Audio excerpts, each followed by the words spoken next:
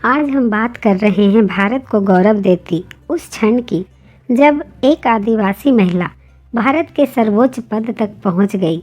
उड़ीसा के मयूरगंज जिले के बिंदपोशी गांव से दिल्ली के रायसीना हिल में एक संथाली आदिवासी महिला का संवैधानिक पद तक पहुंचना भारत के लोकतंत्र की मजबूती को दर्शाता है।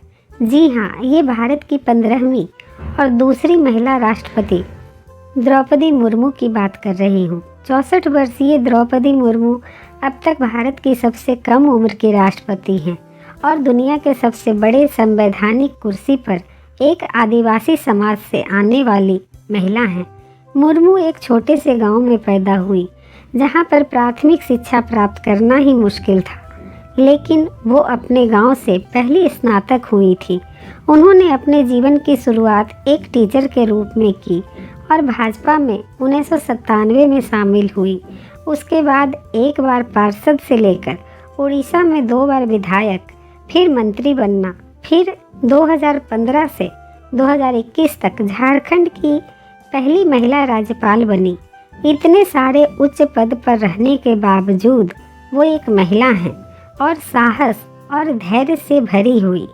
उनके धैर्य और साहस का अंदाज़ा इस बात से लगाया जा सकता है कि 1980 के दशक में द्रौपदी मुर्मू की लव मैरिज श्यामचरण मुर्मू से हुई। अगले साल उन्होंने एक बेटी को जन्म दिया। बेटी 3 साल की हुई ही थी कि 1984 में उसकी मौत हो गई। मुर्मू की ज़िंदगी में ये पहला बड़ा झटका था। इस झटके से मुर्मू उभरी, जिंदगी पटरी पर लौटने लगी। इस दौरान मुर्मू ने 2 बेटों और एक बेटी को भी जन्म दिया। मुर्मू को जिंदगी के सबसे बुरे दौर को देखना बाकी था। बात 27 अक्टूबर 2009 की है। उड़ीसा की राजधानी भुवनेश्वर के पत्रप्रदा इलाके में मुर्मू के भाई के घर पर उनके 25 साल के युवा बेटे की लाश बिस्तर पर मिली। ये बेटे की मौत के सदमे से द्रौपदी अभी उबर भी नहीं पाई थी कि 2013 इनके दूसरे बेटे की मौत एक सड़क दुर्घटना में हो गई।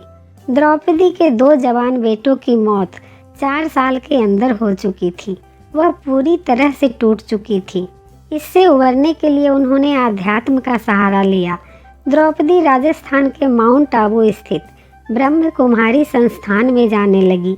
यहाँ कई दिन तक वह ध्यान करती, तनाव को दूर करने के लिए राजयोग सीखा, संस्थान के अनेक कार्यक्रमों में हिस्सा लेने लगी। बेटों की मौत का दर्द अभी कम भी नहीं हुआ था कि 2014 में द्रौपदी के पति श्यामचरण मुर्मू की भी मौत हो गई। श्यामचरण मुर्मू को दिल का दौरा पड़ा था। श्यामचरण बैंक में काम करते थे। अब द्रौपदी के परिवार में केवल बेटी इतिश्री मुर्मू हैं। इतिश्री बैंक में नौकरी करती हैं।